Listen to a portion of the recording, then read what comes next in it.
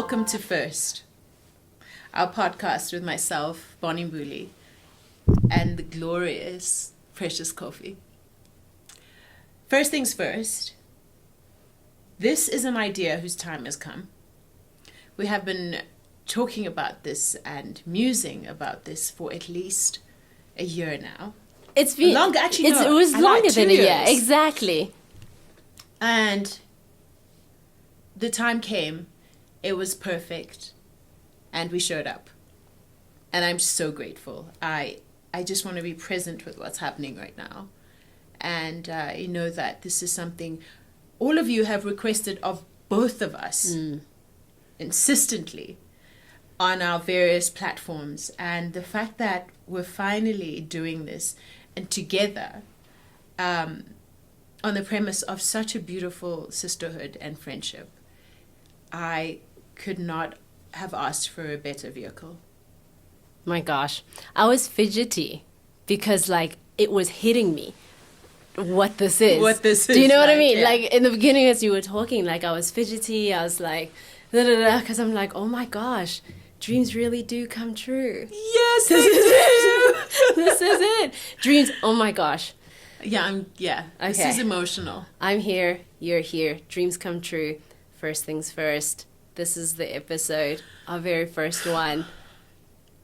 The first. And what I'm excited about is that the very first thing that you get to experience with us is the fact that I am going to have the opportunity to interview you. Not as my friend,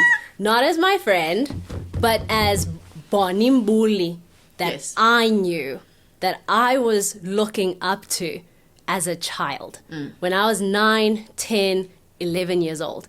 And as I'm saying that, my voice is starting to get all wobbly because I'm nervous. Let me take my shoes off. Yes. What I didn't share with you is the fact that I am nervous about interviewing you. Why? Because you are Bonnie Mbuli. Do you know what I mean? No, what does that mean? Oh, you don't. You don't know what I mean. I mean, I know what that means as a lived experience, right? And I kind of have a sense of what that means for various people at various times, but I don't know what that means as a world, as a concept, and how that translates, right? You can't possibly. I don't know think what I'm that meant means. to know. You can't. Okay, so we'll tell her what that means. Here's the thing. Picture this. There I am, 9 years old, and my dream is to work on television, right? Okay. There isn't an exact direction. So we're watching TV all the time. There's people on TV, and there's this woman on TV, right? And this woman is calm. She's poised. She's graceful. I didn't even know the word graceful, but she stands. She's not loud. She doesn't say a whole lot, but when she speaks, you want to listen, right? Yeah. There's a mystique about her, but it's it pulls you closer to her, right? So there's many questions about her. She's also tall. She's got short shaved hair. There's this look about her. She's different. Okay. She's different. Right. And you're interested and you want to know more. And I'm what's her name? Bonnie Mbuli is her name. Wow. And I was whoever that is, how do I become that? That's where it comes from for me. It was a matter of how do I become that? And so then as I start working, I try to model myself according to the energy. Because you may not have met Bonnie, but we all have the same experience of her. So not to bring race into the conversation, because I always shy away from race, but we're going to start now asking you questions, right? Here's the thing. In South Africa, in the 90s, early 2000s, to be a black woman who carries... I'm so sorry. What? I did not know that this would be the tears episode. We don't even have We've tissues. just started and We don't have tissues. here's a tissue. Oh, good. Found one. Okay, good. Okay. Okay. Okay, if this is how it's starting, goodness, where are we going? It's going to be good. It's going to be good. It's going to be good. So here's the thing. I'm going to take you back there, and I'm going to take you back there so that you realize the time that we're talking about, right? You're in South Africa. This is post-apartheid. Not that many years, right? So now we become a democratic country in 1994. It's not many years. Late 90s, as I said, early 2000s. And as a young black girl, to see a black woman on screen being confident, but quietly so. Does this make sense? Like, your confidence was never in what you said. It was in how you showed up, right? And this is before I entered the TV industry to find out how people respect you. It's like, when you work with Bonnie, you better show up, right? So that's before I knew of this. But the aura carried itself. So now here's the question. Where did the confidence come from? Like, how did you know to take up space without verbally demanding the space? What is that? Oh my goodness, I don't even think that that's a thing you can perform. I think that you can't insert that. You just are that thing. And I say that because there's a simplicity in my showing up anywhere. I start off as very simple. I mean, I can build on that, like through my words, through how I express myself or what I'm wearing. But I always enter a space with an intention to be very simple and minimal. I love minimalism. I can build on that. I don't like a lot because I don't know how, the confusion of taking away and replacing and doing a Tetris with how I come through it's just too much work for me. I don't like a lot of work. Okay. Are you lazy? I like to get from A to Z, or from my starting point to my destination, the simplest way possible. It's that. And I'm sure this might be an oversimplistic explanation, but a lot of this also comes from stuff my mother used to say to me when I was really young. And I remember my mom used to say things that were so, at the time, they just sounded like things mothers said. Yeah. But as time went on, I was just like, it clearly stuck.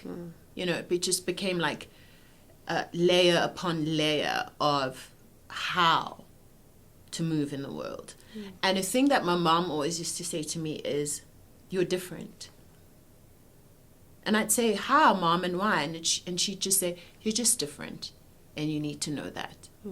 And if you don't have a thing that other kids have, if you can't go somewhere where other children can, or if there's something you're desiring that you can't attain that other people have or can attain, it just simply means you're different. Just remember that. And at the time I used to just think, oh, you're just saying this because you don't want to get me this thing, or you don't want to let me go there, or this is just an excuse you're using to not give me what I want right now, or what I'm requesting. But she just had such a conviction about it. She was just like, you're different. And sometimes it was the only answer she would give me. I'd say, why can't I have that? And she'd say, because you're different. Okay, you're different. This being different is the experience that we have of you. Wow. You felt different. You moved differently. And weirdly enough, it seemed as if like life was easy for you. So it seemed like that. Okay, because I'm insanity. I'm sharing with you from that perspective of that child. So now as I grew into a teenager, I was like, why does everything seem so easy for her? It just seemed, because you never carried hardship. Like you were never the face of hardship. It just seemed that doors open for you. Like you were floating into those doors. Like it was the natural progression for things to happen to you. So every time we heard, oh, Bonnie's filming this movie now, Bonnie's in Hollywood now, I was like, duh. Like it just seemed so natural. So amazing. Because it seemed like things are easy for Bonnie. That's the experience when watching you. I was like, whatever that is, please, Lord, give me a pinch. Because now I also want things to feel easy for me. So the experience, but I think it has more to do with who you are, that you made it look easy. And also to do with whose I am. And I think that ease that everyone was perceiving about my life, that's just God. Like if I were to say, what is the easy? It's God. What is the ease? It's God. Wait. Okay. No, because nothing feels easy in here. No. Like I'm a duck paddling wildly beneath the surface. Like, I've heard you say, you were interviewed and you said this exact same thing of like, that's God. So now I remember it was about 12, 15 years ago. And you started speaking about God, and you said, you know, this is God, and this is what He's doing to my life. I didn't believe you. I was like, that's a cop out. She knows something we don't. Do you understand what I mean? Goodness, that is it was so such a strange. interesting. But this is the part where I it's want like to get to. when people say, "What's your?" And I've heard people being interviewed say this. It's like when they say to them, "What's your beauty secret?" and they say, "Water," and everyone goes, Nah, it was the exact same thing. and earlier I said to Bonnie that I'm not going to be interviewing her so much as her career and the work that she did, but essentially what I didn't share with you is that what you meant, the essence of you, right? Because if you want to know about her career, you can just go IMDb, you can go Google all those kinds of details. To me, it's about how you change the trajectory of my life. Because dark skin, oh my gosh, these are the things you made for me. Having dark skin, having poise, having confidence, being okay with exactly who you are and never being apologetic about it. This is Bonnie Mbuli to me. And this is where I drew inspiration. And I'm getting to the next part. I don't know if you know this, but I know that there was also a lot of jealousy that surrounded your career, right? Right. There was a feeling that you had to separate yourself from others. Yes. And so the conversations that we know about was that Bonnie is stuck up. And I'm just like, okay, let's talk, Bonnie. Stuck up. Yeah, like what is that? What is the, not to say that you have to speak for other people, but do you know that that was the experience people were having? I know that was like the rhetoric around Right. how I moved through the world. Yeah, because She's people were stuck scared up. of you, girl. She's a snob. People were scared of you. I don't get that. Really? But I will tell you what I was. Yeah. And perhaps less so now. Yeah. I was extremely cautious. Explain. I was cautious about who I let in. I was cautious about how I gave myself to spaces. Mm-hmm. I would only undo myself or relax in very familiar spaces. Like the space had to be very familiar. But because I spent so much time being guarded and cautious, when I would unwind and let go, it would be extreme. And it would scare me sometimes. It would be just so much stuff bottled up that just needed to like, and sometimes it happened in like really destructive ways. So, you're right about the jealousy thing, and I hated it. But now, how did how did you it. know? Because this was in secret. This was never when you were in the room, right? This was in secret. This was, amongst everybody else. It wasn't something that was, I would imagine, necessarily told to you. The jealousy part. Could you feel the energy yes, of all I could of that? feel that. And some people would say it to me. Oh, I didn't know that. Yes, like Okay. people would say to me, like, I've had a lot of instances with actresses in South Africa who would be with me on a show, or we would be talking about something or in a space engaging, and it would just spill out of them like just a brain In the fart. moment. And then they'd say stuff like, you don't deserve to be here. You're only here because you're pretty. You're only here because you speak well. They would do that thing, like, and I never expected it, but it would just come. And it's come so many times where people would feel a need to tell me that they know why things have happened for me the way that they have. When you receive that information, what do you do with it? I mean, at the time it would break me. Really? Yes. I can't imagine you breaking. Like, Oh. as your friend, I understand you. I'm talking about me, the fan of Bonnie. Oh, yeah. I can't imagine Bonnie So here's breaking. what's interesting. Then, when I would break, I would become tougher. My expression of breaking would be lift your head up, toughen up, don't show them. That would be me breaking. So my whole thing was always no one would see me break. No one would see me. No one would have the pleasure of seeing me fall apart. Now, was this a decisive Oh, yes. decision? Do you remember when you made this decision? Whew. I think it was somewhere in childhood. Like I had a hard childhood.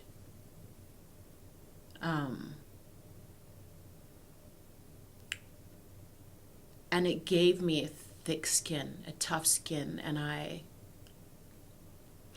always had this feeling about me that I was too soft inside. And when people would come for me like that, I would immediately think they're coming for that softness, and I'm not going to give it to them. It's very difficult to hear what you're saying. I think it's also difficult to hear what you're saying because I know you're a mother. And so when you say that you had a tough childhood, that's kind of hard when you're a mom to hear that, right? It is. So now when you think of the childhood and the toughening up that had to occur in order for you to protect yourself, right? Yeah. And then when you now bring it back into you now as a mother, Yeah. what are your thoughts on the toughening up? What I understand now is that we were all... Okay, so this is South Africa. We were the families that survived apartheid. We were raised by traumatized women. We were raised in traumatized homes. The other day, I was in Boulder, where we live now. That's also an absurdity of this. We happen to be in Boulder We happen at the to- same time, to the be same in Boulder, year, Colorado the same at the era, same time, right? wanting to do the same thing at this Exactly. moment. Yeah. And I met these white Afrikaans South Africans. I heard their accent and I was like, "Excuse me, are you South African?" And they said, "Yes, are you?" And I said, "Yes." And it was like this merry combustion of It's joy, wonderful. right? Yeah. And then the Afrikaans gentleman asked me a very interesting question. He said, "When you think of Afrikaans South Africans, what comes to mind? Do you have a fond memory of that or not? What is the feeling that comes up?" Let me That was understand. so brave of him. Hold on, I need to understand the question. So the question was when you, Bonnie, Yes. the person in front of me, when you think of Afrikaans speaking South Africans. Yes. This is, okay, go on. What's my emotional atmosphere? And I said to him, "It's tough. It's tough." And I didn't tell him the memory that was flashing through my mind. And the memory that was flashing through my mind as he asked me that was that I remember growing up in a four-roomed house in Soweto, in Zone 3, Pimville, with my mother, a single mom. And one morning at 2 a.m., 4 Afrikaans soldiers burst into our home with massive AK-47s and turned our house upside down while I clung to my mom's dress in the middle of the dining room, and this whirlwind of craziness erupted around us, and they were yelling in Afrikaans, pointing their guns at us. And it was the scariest moment one of the scariest moments of my childhood. I can never get that memory out of my mind. Mind you, my mom and I were definitely not any threat to the special forces. We were hiding nothing in our home. It was very clear that this is just a single mother and a 6-year-old child in a home like that raid didn't have to have so much gusto, and it didn't have to continue the way that it did, and they ravaged the house and left. And to this day, when I hear Afrikaans for a prolonged period of time, that's what I remember. And I hate saying this in this way, I have an Afrikaans best friend. I was thinking to myself too, it's like, oh, I love how does speaking. one say that without like it sounding like I have black A black friend, yeah. Like, it's okay. It's okay. My best friend if is you've black. ever said I have a black friend, you're fine. It's really like it also just doesn't mean anything at the core of it. You're saying I have a best friend who's Afrikaans. Yeah, and you still have remarkable. this experience. Yes, but this experience that you have, but I is still have relevant. this experience. And sometimes when I hear men speak Afrikaans, it takes me back there. Okay, so you have a female Afrikaans best friend. Yes. What's your experience with Afrikaans white men? So there's an Afrikaans male who, for me, redeemed all my experiences, all my hard toughened ideas about the representation of the Afrikaans male in South Africa. And he kind of he cleansed that for me. How? His name is Heiki Berg. Mm-hmm. He Rechtige Afrikaans. Heiki Berg. Berg. And I met him on Survivor because I was on Celebrity Survivor in South Africa, and he became my alliance partner. And how Heiki and I became alliance partners. So Heiki is a phenomenal, charismatic being with so much love. And he was an actor on Binnenlanders. Binnenlanders. Yeah, Binnenlanders. Yes. And he's now also a motivational speaker and a businessman. But when I met Heiki, we became alliance partners. And how we became alliance partners on Survivor, it's an unlikely story, is because on this second morning of us being on the island, I had a panic attack. Okay. Because it just dawned on me what was happening. And at the time, I was on depression medication. And so they allowed, if you were on like chronic medication, you could bring your medication. Okay. And you could take it every day. Because, I mean, like, what's the point of having people, like, not be well on the show? Okay, so you could take your medication. And I remember the second morning, waking up on the island after like sleeping on the hard floor, and we got rained on all night, and there were crabs crawling all over us. I was like, I cannot believe that I'm here, and I cannot believe that I'm doing this. How did I sign up for this? And I was having a panic attack, and Heiki came over and he said to me, "You're having a panic attack?" And I said, "Yes." And he said, "Listen to everything I'm going to say to you." And then he just spoke me through it, and he calmed me through it. That's beautiful. And he was just amazing. And the next day, we both happened to bump into each other when we were going to get our meds, because they kept our meds for us and we would go and get them. And then we had a discussion about what are those meds for, and I was like, they're my depression and anxiety meds. And he was like, yeah, I'm getting them.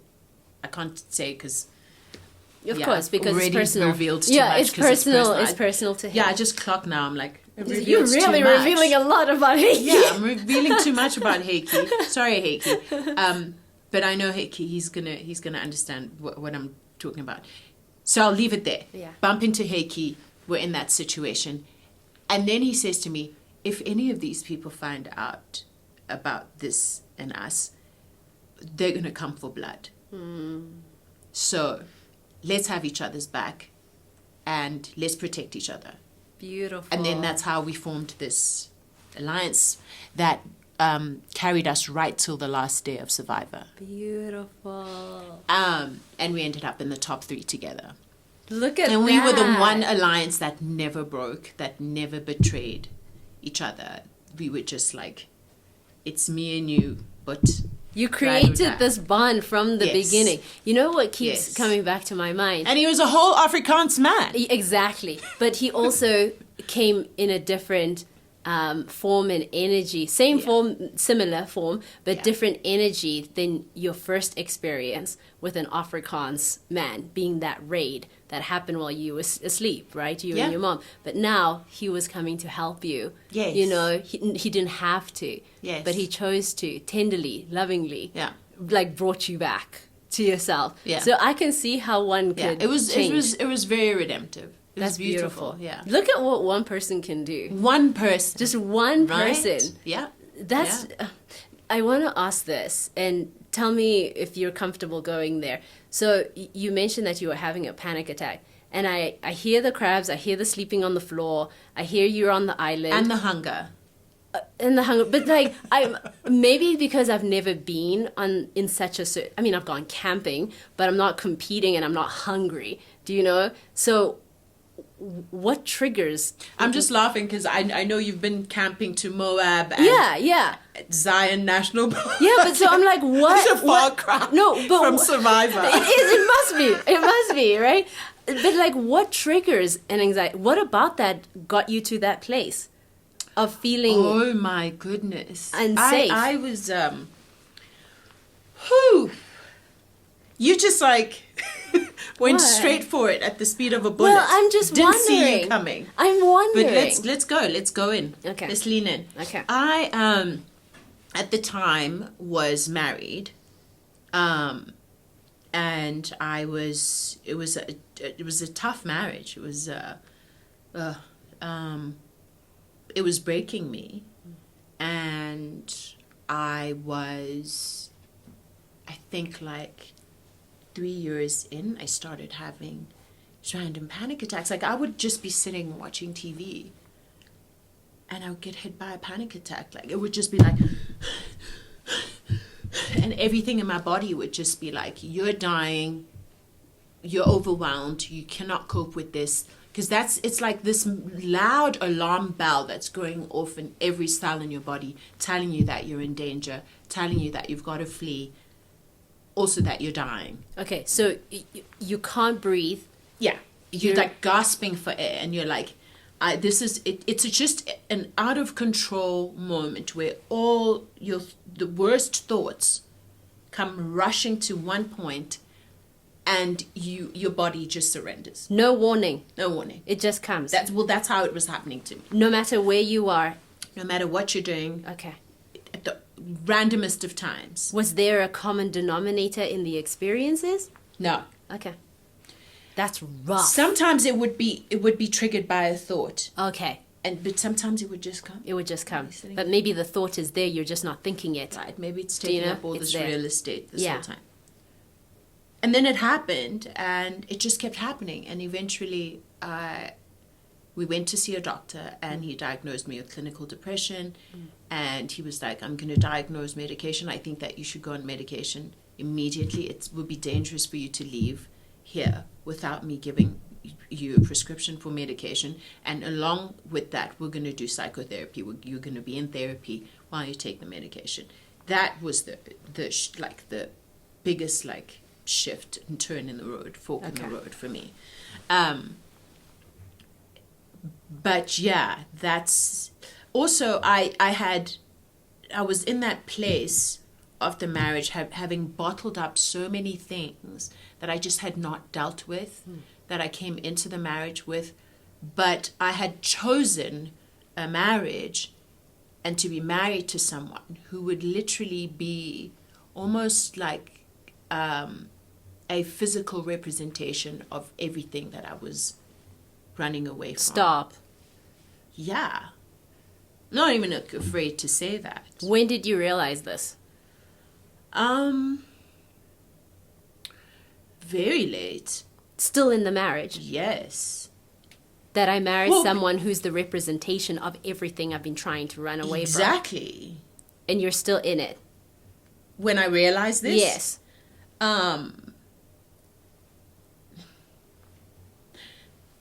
Yes. What do you do? I it was near the end. Like, I mean, I said Okay. it was a 7-year marriage. Okay. Okay. But all those years before that, like strong final realization, wow, there was a lot in the marriage that was happening that required me to be a version of myself that was dumbed down, quietened down, restricted, just to have my wings clipped. And that's what it was continuously happening in the marriage. And I was happy to acquiesce because I thought that that's how You're happy keep to it. acquiesce. Yes, because I've never heard this word. Please tell us. You were happy to what? to acquiesce. Acquiesce? What is this? What is to acquiesce? Is to be agreeable.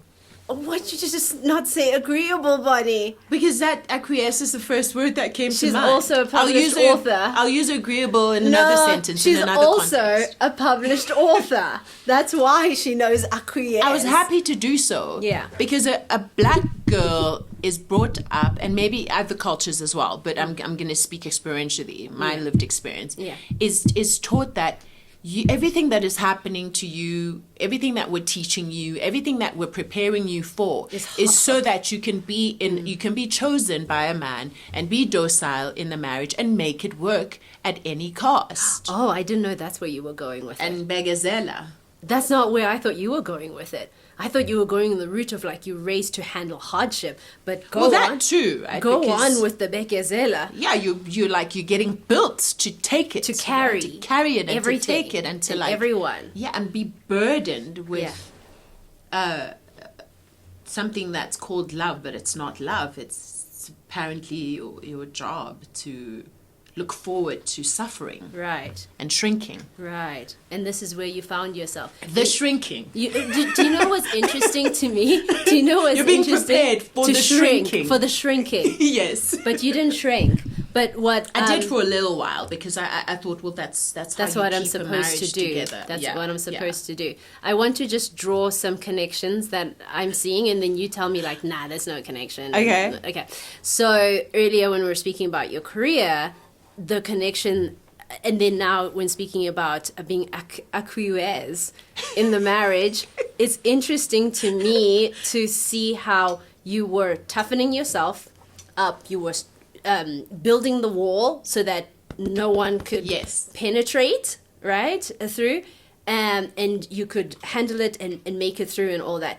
And then what's fascinating is that you then find yourself in a marital experience that has a bulldozer to break it down and penetrate it and come through, and now do you understand what I mean? And own it. Like it feels like your marital experience became the personification of that. I don't want to say what I'm thinking, so. Are you brave enough? No, I don't think I am. I don't think you're brave enough. I don't think it's just because I was aware of how mistreated you were by those in our industry. When I started working, I was aware. I could hear the whispers. What made you aware? Because I was always searching after you. Like I'm a mild stalker of you. So I was always hilarious. true. Like I was always asking questions about you. If I hear somebody say that they've worked with Bonnie Mbuli, I'm asking questions. How is she on set?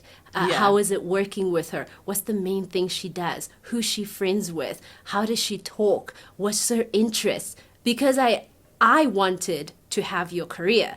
So I needed to study you so that I could see the things that you weren't saying. Because you didn't talk to the media.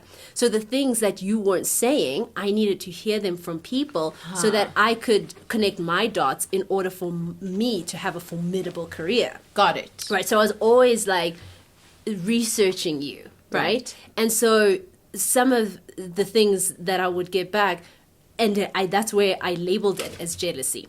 I just labeled it as jealousy because I was like, oh, this person is jealous of her. But then it would happen time and time again. Because the things that were being said, I'm like, it was compliment, but like, ugh. So I'm gonna speak into that now, Yeah. that jealousy thing and the mistreatment and Yeah. how it just kept happening repeatedly and it was a pattern. Right. I'm going to speak to it now as an evolved, wiser woman who has done a lot of work on understanding why I am the way that I am and why certain things happened. I created that. Explain. There's a part of me, there's an inner saboteur that needed that pattern of jealousy to keep happening so that I had an excuse to hide. What were you hiding? Well, at any stage, if I needed that excuse Okay. to use it as I'm not writing another book because people are jealous. I I'm follow. not going to go and make the show because people are jealous. So I just needed it as just to shelve as an excuse. So the jealousy was also, it's something that it was a language that I would hear a lot around me, like, oh, abos ban no more. And don't be too successful because abos ban azoglela umona. You can't have too much money because people. So it was also another way to ward off. And I mean, there was jealousy that was just outright jealousy. Yeah. But for it to become a pattern, it served a purpose. That's when there was a payoff for me. Okay. Now. It served a now purpose. it's serving a purpose, right? Right. So I understand now that some of it was me. I don't know. I mean, there's a lot of intricacy around how I created that, but it was a limiting belief. The limiting that showed belief itself as in jealousy. how people were reacting to your success. Exactly. Because that's what it was. Like your wild success. Yes. And let's talk about that, going back to the marriage. At what point do you decide, I'm going to write a book? Oh, through my therapy. Okay. So I'm going through therapy every week, and Dr. Balsham, God bless him, an amazing doctor, he's taking me through my whole life. He's saying to me, we're talking about how I've come to think certain things, be a certain way, act a certain way. We're trying to unravel the journey to where I was, right? How I got there, what happened to me. So in that, I was like, this is gold. People need to know this. People need to know how to do this. And I just need to get this message out there. And also, I just needed it out of me. I'm a storyteller. I just needed it out of me. And also, some of the things that happened to me were unjust. And my heart was crying out for a justice, a witness to say, that was wrong and it shouldn't have happened to you. And for that to happen, that was the selfish part of it. I needed somebody else to hear this story. Right. Because there were people in the story who I would go back to and say, do you see what happened to me? Do you realize what happened? Do you realize what you did? And they would deny it. I never did that. That never happened. We don't know what happened. What are you talking about? And so this cry for justice was getting louder and louder in me. And I was like, I need someone to say that. To hear my story. Yeah, to hear the story and be like, that sucked. Yeah. That should not have happened to you. I'm sorry. Yeah. Yeah. Yeah, I guess that was like to hear the story. The selfish cry of my, well, not selfish, but it was just the cry of my heart. But also, I also just wanted people to understand what clinical depression was. Because when he was like, you're clinically depressed, I was like, what? Yeah. Right? And then he was like, you've got anxiety. This is how he diagnosed me. What he said, you've had anxiety for a long time and it has gone untreated. And now it's compounded into depression as well. And your body can't take it anymore. That's why you're having the panic attacks. So I also just wanted to talk to this issue in the community that I knew a lot of people were suffering from. That's exactly it. Didn't have an outlet. They didn't have a language to describe what had been happening to them. Or even, for me, what stood out the most was when you related back to the generations. Yes. That stood out because I think that, I'll speak from my experience, there's such a deep level of respect for my mother, my grandmother, and I know so many of you can relate with this, that I would never it's hard to get to the point of having the courage to say, this is not just me. It actually came from this person, and before that person, it came from this person and that person. Sometimes it may look like you're ungrateful or whatnot, but as you said, you're allowed to own your story, right? And tell your story, and also to recognize that there's familial like patterns. Yeah. And so when you spoke out on that part of the book, that was like a ding, ding, ding, ding, ding. Yeah. For me. Yeah. I was like, all the stuff that I was discovering with Dr. Ballstrom was empowering, it was liberating. But it was also just stuff that I knew that a lot of people in my community were not ready to hear or look into because they'd swept so much under the carpet. So, like, in the name of culture, in the name of respect, right. in the name of saving face, in the name of also protecting the pride of our elders, right? Right. The conversations you opened were very difficult conversations to have, because I don't know now. I've been out of South Africa for so many years, and same as you. But at that particular time, wow, Bonnie, you continue to be brave. Because that's exactly what your book was. Incredible bravery that it took. But then now, as I know you, it's so on brand. Like, there's also like this part of Bonnie that's like, it is what it is, man. Like this. So, another thing that I skipped, I wanted to go back to. Yeah. Thank you for sharing that. Yes. That blesses me. There's something. So the other thing I attracted was the marriage. Yes. I called that into my experience. I called that into the story I had been, the story that you tell yourself. The story fit. about yourself that you tell to the world. Right. So the marriage fit the narrative. That narrative. Right. It was another character that I'd cast in the story of me. Your life, yeah. And now the story continues. The play, the stage, all the world's a stage. Yes. And my marriage is a player on that stage. Exactly. And I cast it. And so, and I own that. I'm grateful for it. I'm grateful that it happened because I clearly needed a deeper awakening. I have this idea that the more intense the experiences I call into my life, that intensity is equivalent to the depth of the awakening that I need. Oh my gosh.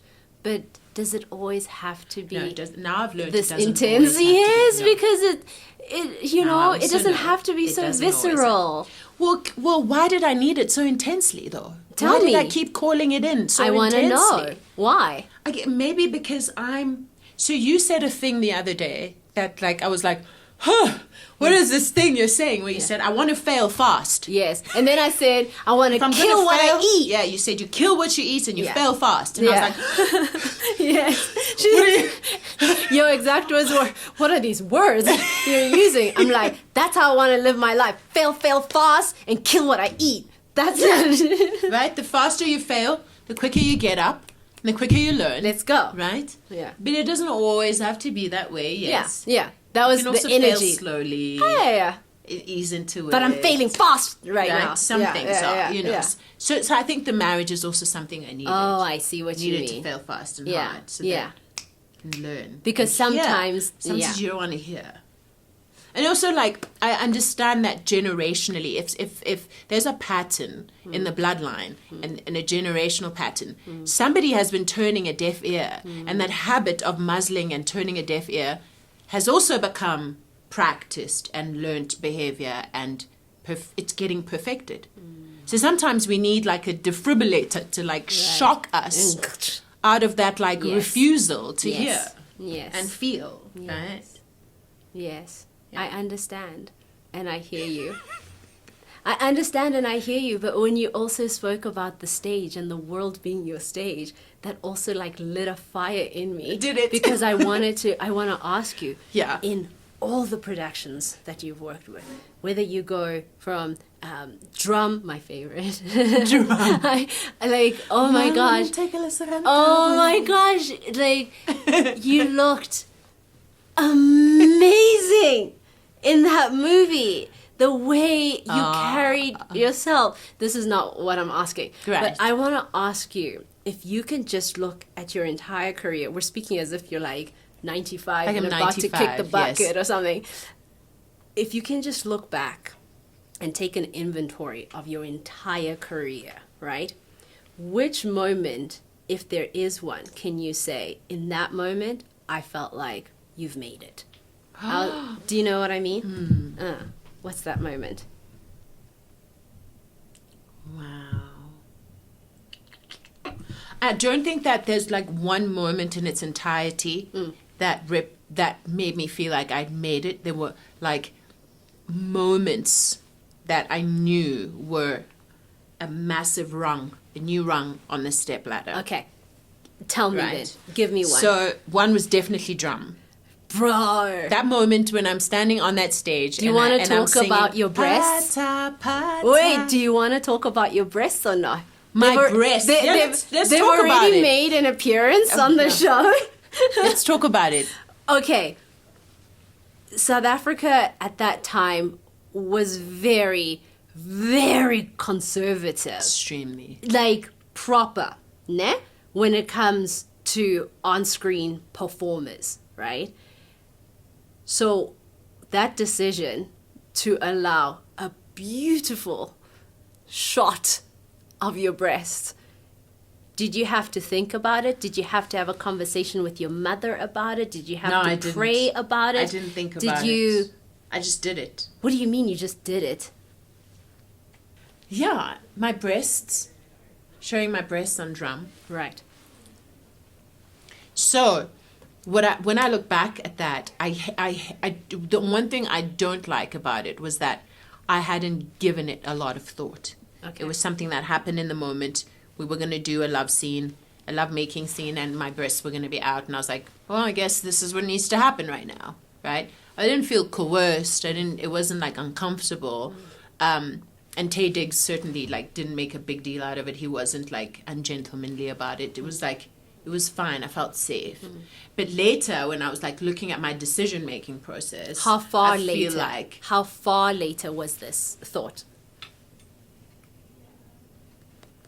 After filming, once seeing the movie, like years. a little after years. Years. Little after the Okay. movie had premiered. I was like, I wished I had thought more about the implications of that on who I want to be as a woman, not so much even on my career. I thought about it when I became a mother. Just how do I want to move in the world? What do I want to put out there about myself? And some things are memorialized, right? They just live on. Yeah. Yeah. Right. Yeah. And I just didn't like the idea that one day my boys would watch a movie and see my breasts along with the rest of the world. But then also, Have they seen it? Like, do No. they know about the movie? No, do they know? don't. It's not They the- don't even know that there's a movie out there called Drum where you're just iconic. They don't know. I guess do they're they know? they're your kids. They're my kids. Are over it. They're so yeah. over it. Yeah. But I'm not stressed about that. Yeah. I'm not. That's who I was. That's the decision that I made in that moment, and it was fine. But I knew that going forward, this would be a decision that was really weighty, and I wanted it to be weighty, and that I would scrutinize Yes. my motives or my intentions or what it would mean for the bigger picture. Okay. But yeah. Yeah. I want to talk I mean, about... there's also just a part of me that, like, sometimes when I'm not sure, I just jump. Okay. Just jump and I do it. I hear and I that. find out later and I learn later. That sounds terrifying, but like Yeah, I get I do it. that a lot. I get it though. That's why I ended up in Boulder. I get it. I get it. You get it, right? Yes. Like sometimes, and it'll be something my soul tells me to do. Yeah. Like, just jump, just do it. Close your eyes and do it. Yeah. And then sometimes I just do it. I get it. Yeah. I want to know what moment in your life, if you could relive the moment, what would that be? If there's like one moment and the Lord said, please relive this for me. What? What would it be? My goodness, precious. Is there What a one? question. Is there one? Like, it's really up to you and how you interpret it. No. Huh? No. Why am I surprised? And I'm like, it's up to you to No. interpret it. And now I'm like shocked and surprised. No. Tell me why not? Because I have suffered, one of the things that I've really been oppressed by is regret. Okay. After when I got divorced, like I battled regret for years. Regretted moments, regretted decisions, regretted because also what the marriage did is that like it siphoned the life out of my career. Okay. A career that I'd been building for so long. A career I loved, and that brought me inspired so much creativity in other areas of my life. It just siphoned so much energy from so many things in my life that were vital to me. And so I had to fight regret, and I had to really understand what regret is. And it was such a powerful feeling. So now I know when it's skirting around, like lurking in my vortex, trying to become a feature. You're aware. And I stop it from, I can smell it coming, and I stop it from far. Yeah. So when you say to me, is a moment in my life I That could you could relive, I'm not going to open that door. Okay. Gotcha. The answer is no. The answer is I regret nothing. I'm so grateful to have had this moment with you. Is Thank there you. anything that you wanted to share that I did not ask? Anything in your heart that you want to say that I did not? I will share all of it in our next episode. Okay. Yeah. Beautiful. Because the next episode is going to be... Nothing! Yeah. Next share episode all is of going it. to be what the Yeah. next episode is. Okay. All